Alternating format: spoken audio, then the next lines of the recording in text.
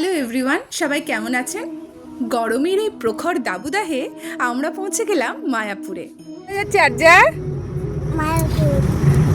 আর্যানন্দার বাড়ির কাছেই মায়াপুর, তাই সকাল সকাল বাড়ির সকল সদস্যকে নিয়ে আমার এই 3.5 বছরের ছোট্ট মেয়েটি পৌঁছে গেল মায়াপুর রাধা গোবিন্দ দর্শনে। সূর্যের প্রখরতা সাংঘাতিকভাবে বেড়েই চলছিল, তাই ডিহাইড্রেশন থেকে রক্ষা করতে আমার মেয়েকে আমি প্রথমেই দিয়ে দিয়েছিলাম একটি ওআরএস, যাতে তার এনার্জি বিন্দুমাত্র ড্রপ না হয়। এই গরমে বাচ্চাদের ওই chemical Frooti cold drinks avoid করুন এবং ওআরএস দিন, সাথে সাথে ডাবের জল বা আখের রস। Hi baby, high.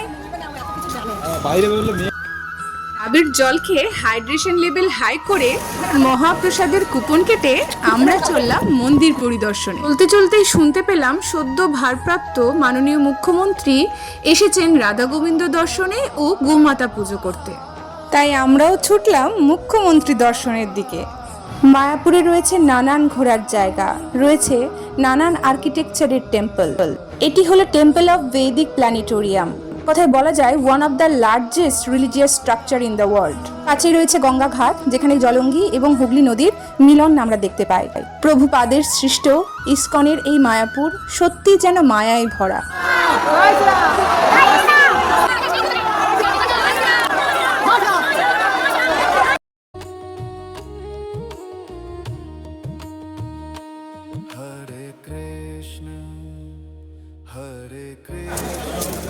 আচ্ছা, এখন আমরা প্রসাদ খেতে যাচ্ছি।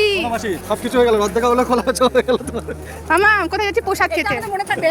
আর্যানন্দা এসেছে তার ঠামি, মনো, বড় ঠামি, মেজো ঠামি ও ছোট পিসির সাথে, আর সাথে তো বাবা মা ফ্রি। এবার আমরা সকলে চললাম গদা ভবনের দিকে মহাপ্রসাদ গ্রহণ করতে।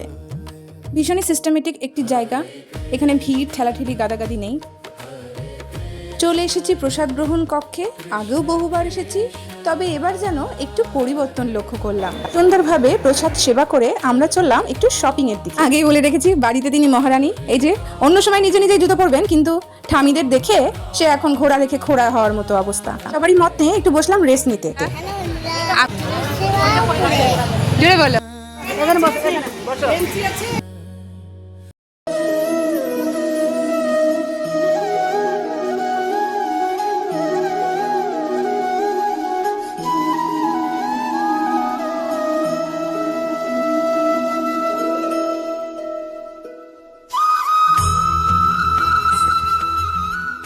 শপিং সেরে আমার ছোট্ট রাধারানী গোপী ড্রেস পরে ছুটছেন এখন কাঠবিড়ালির পিছনে।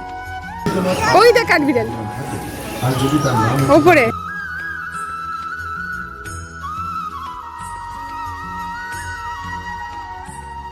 প্রভুপাদকে প্রণাম করে চন্দ্রোদয় টেম্পলের অসাধারণ কারুকার্য উপভোগ করে এখন আমরা চললাম মেন মন্দিরের দিকে আরতি দেখব বলে।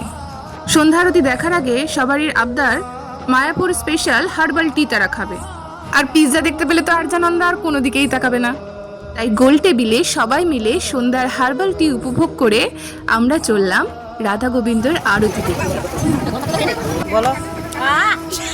মন্দিরের ভেতরে যেহেতু ফোন অ্যালাউ নেই, তাই আরতির সেই অসাধারণ মুহূর্ত আর শেয়ার করা গেল না। আমার ছোট্ট সোনা সারাদিন যুদ্ধ করে এখন ক্লান্ত। আর্যানন্দাকে কোলে নিয়ে রাধা গোবিন্দকে প্রণাম করে রওনা হলাম বাড়ির উদ্দেশ্যে। সবাই সুস্থ থাকবেন, ভালো থাকবেন।